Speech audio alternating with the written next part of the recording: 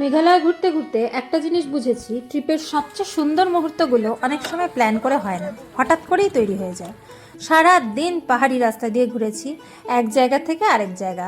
হঠাৎই সবার প্রচণ্ড খিদে পেয়ে গেল, কিন্তু আশেপাশে তেমন কোনো দোকান বা রেস্টুরেন্ট নেই। তখনই মনে পড়লো আমরা তো সঙ্গে করে মিনি গ্যাস নিয়ে এসেছি।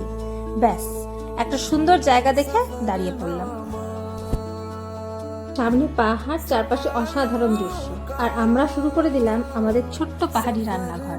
কেউ ব্যাগ থেকে জিনিস বের করছে, কেউ জল দিচ্ছে, কেউ শুধু দাঁড়িয়ে নির্দেশ দিচ্ছে। আর পুরো দায়িত্বটা নিয়ে নিল সুবীরদা, মৌমিতা আর বৈশাখী।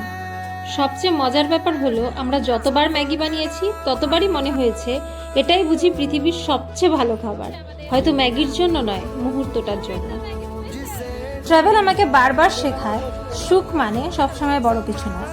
কখনো কখনো রাস্তার ধারে দাঁড়িয়ে বানানো এক প্লেট ম্যাগি আর এক কাপ কফির মধ্যেও অনেক আনন্দ লুকিয়ে থাকে।